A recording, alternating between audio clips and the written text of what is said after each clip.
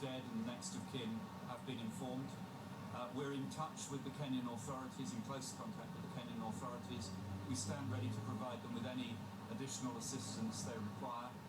We'll be monitoring the situation throughout the day, and the Prime Minister is returning to London to chair a further COBRA meeting later this afternoon. The attack began at midday on Saturday at Nairobi's upmarket Westgate shopping centre. It's a multi-storey complex, one of the newest in East Africa, and popular with both Kenyans and expatriates. The attackers, numbering between 10 and 15 people, sprayed machine gun fire and threw grenades. They appeared to target non-Muslims, even shooting small children. That's They haram. see the Nakumatt supermarket, which is located over the first 2 floors. And after more than 48 hours, the attackers and an unknown number of hostages are still thought to be holed up there.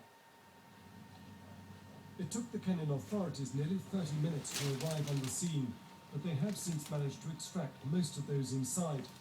Alongside private security guards on the scene, Israeli advisors are believed to be working closely with the Kenyans. Britain already has forces in the country and has offered help, but it's not clear if that will mean military assistance. Let's not forget, this is a Kenyan operation. Our soldiers and our advisors will be advising them. They will not be at the front of this. The group that launched the attack is Somalia's Al-Shabaab militants. They are a banned, insurgent group linked to Al-Qaeda. Numbering only a few thousand and with a shrinking power base, they've carried out numerous attacks both inside Somalia and in Kenya and Uganda.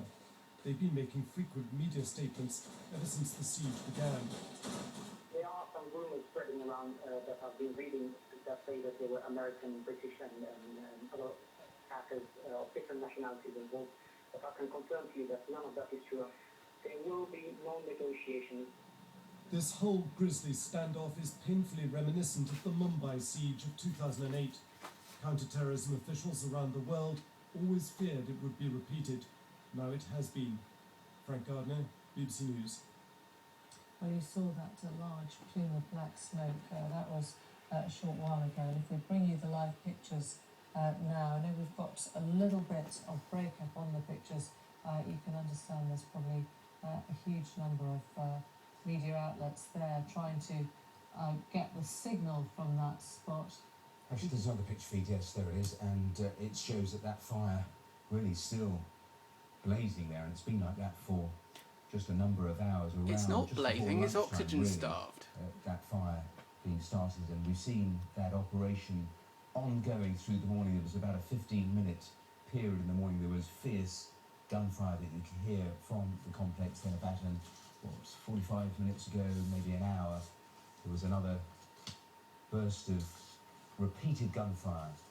Impossible to tell, given that all of the journalists pushed well back. There's a sort of large cordon now across around the shopping centre, so impossible to really gauge where the gunfire was coming from in terms of just the floors in that shopping centre, but certainly saw a lot of activity around that time from soldiers just trying to get themselves closer to the building. And then we heard some explosions which, as Karen Allen was saying, she thought sounded as if it could be stun grenades, but clearly that operation that the Kenyan authorities had hoped to actually end this much earlier in the day, well, it is still very, very much ongoing there.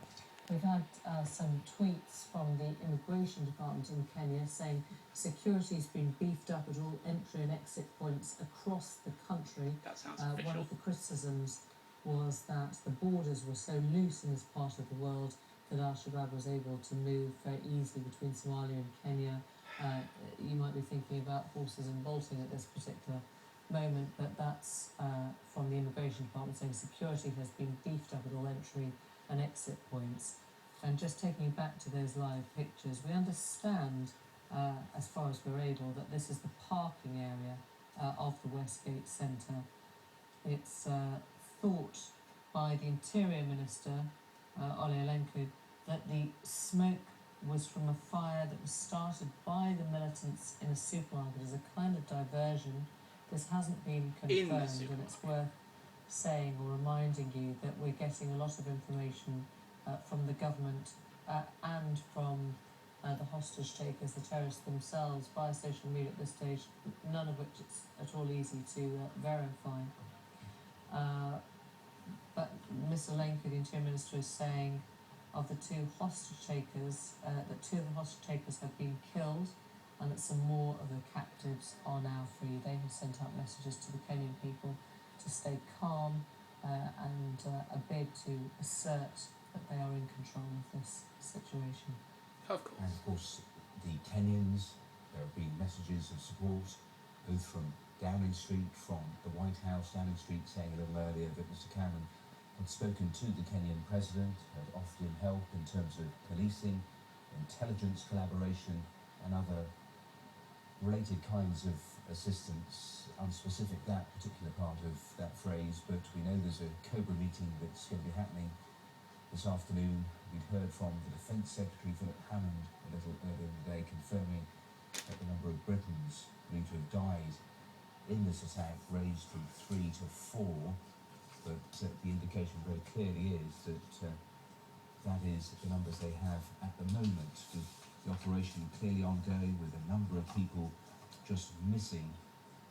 In terms of any concrete final figures, I suspect we're a long way from that, and the pictures there on the screen very much telling that story, that this is continuing with those operations inside and outside of the shopping complex going on as we speak. We know